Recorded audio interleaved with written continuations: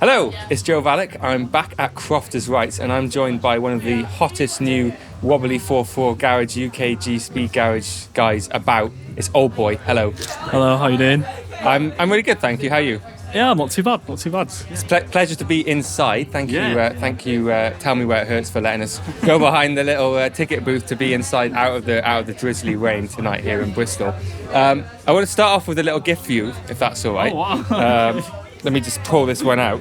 This is the one. So have a look. Show the camera what you got as well.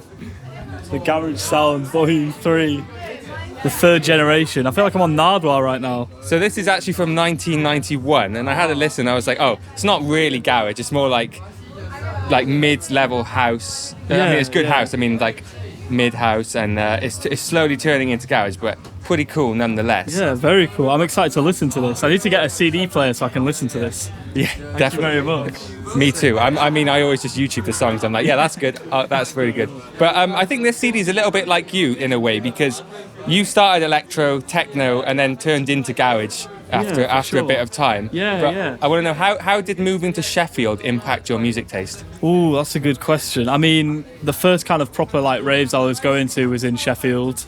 I was going to Hopeworks a lot. Still one of my favourite venues in the UK. And I think being 18 and kind of going into Hopeworks and seeing like DJs like Ski Mask and stuff like that opened my eyes a lot. I believe he was resident in there at the time. And that definitely opened my eyes to a wider sound of music. I'd say that was probably where it started for sure. Yeah. Big up Sheffield. Big up Sheffield, yeah.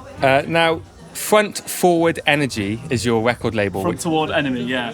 Front Toward Enemy. Front Toward Enemy, yeah. Sorry. No, it's all good. It's all good. My bad handwriting. That's a record label you run. What has running a record label taught you? Thing is, I've kind of been. It's taught me that there's still a lot of people that are really keen to buy just vinyl records, because when I release just the first release, it was just 100 vinyls, no digital, and I thought it would maybe sell out in 2 months, 3 months. Sold out in 2 days, and that to me was oh, okay, there's still that kind of subculture there. I knew it was there, but for a label that's never released anything in the past.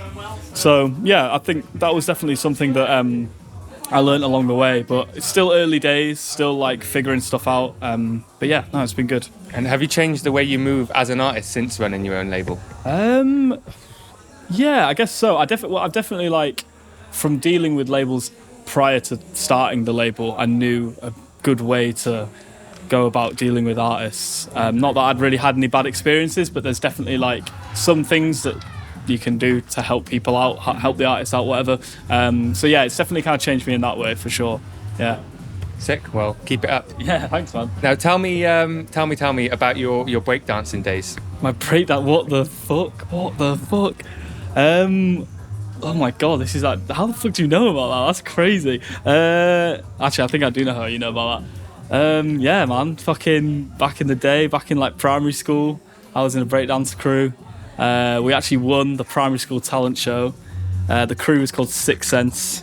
Big ups Elliot, big ups Callum, big ups Billy, big ups Stephen, I think, and big ups Jack. I think that was everyone in the crew. If I miss any names, none of them are going to be watching this. But if I miss any names, yeah, that was a really big introduction into breakbeat for sure. Because a lot of the tracks that are sampled in garage or whatever, they were these hip house records that we were a bunch of 12-year-olds were dancing to in some community hall. It was weird, but yeah, that's so weird that yeah, cool, yeah.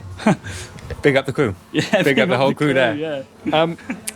I don't usually ask people about their names, but I just watched this movie the other day, so I got to know, is your name inspired by Oldboy the movie? It is, yeah, by the Korean original. Yeah, for sure. Again, it was there wasn't really anything deep to it, but I think when I was kind of in my little 17-year-old movie buff kind of era, I watched that film and it was kind of a cool film, and then just went from there. There's not really any kind of deep connection to the film, but yeah. Great movie nonetheless. Yeah, great movie. I've actually got a second gift for you now here. Let me just pull it out the pocket. So here we are, and then shit. Tell me what it is and then show the camera. Drum and Bass for Papa plus special edition CD. Yes, this is by Plug from 1997. Hell yeah.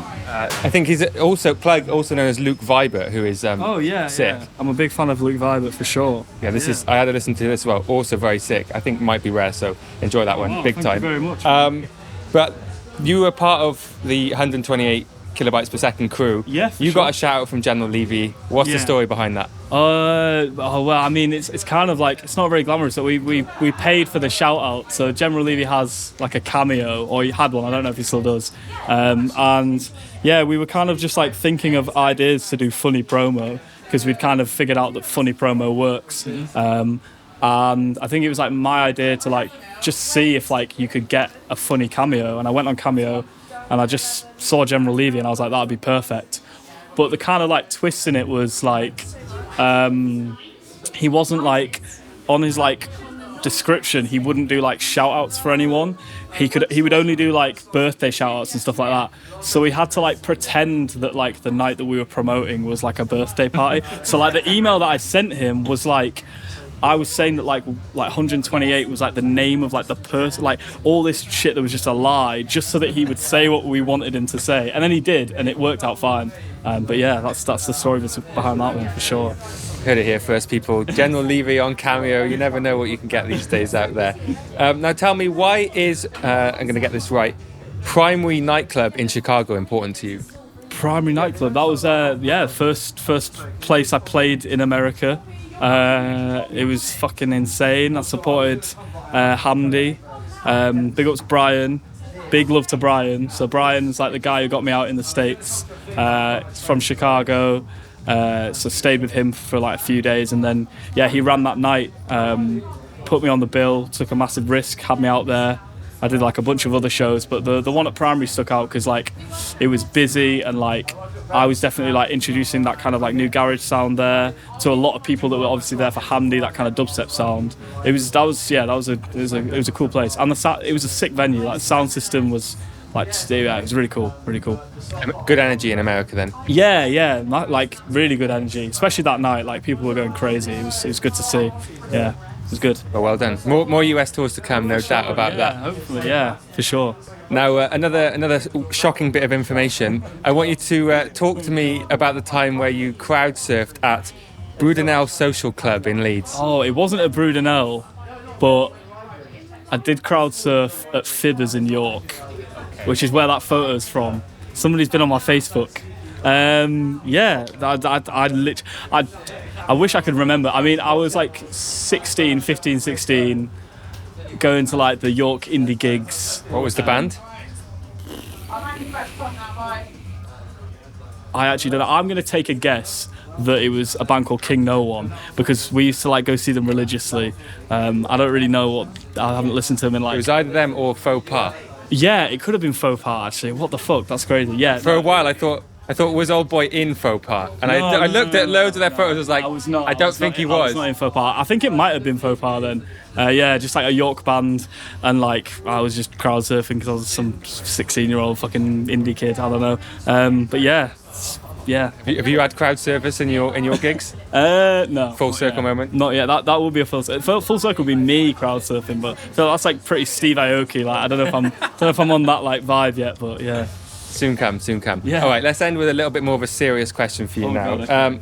You've always had vinyl presses since you've been about. You already touched on it earlier. So why is it so important to have your music in a physical form? I think that like it just stays true to like a culture that the music comes from. It's like the easiest way of putting it. Like a lot of people forget with the kind of like free downloads and things floating about, it's so easy to lose the importance in physical music, and there's nothing wrong with that kind of like digital aspect at all, but I think it's important, especially for like dubplate culture as well, limited drops. I don't think there's anything wrong with records that people press 50 of and they sell out in 20 minutes and then they go for like a lot on Discogs. I think that's just the culture. It has been the culture for a long time, and it's good to see that it's still going, and it means a lot to me as well, because like back when I started producing, I wouldn't have ever thought that would happen anyway. So no, must be a great feeling to hold your music on vinyl. It's crazy. I still can't get over it. It's really cool.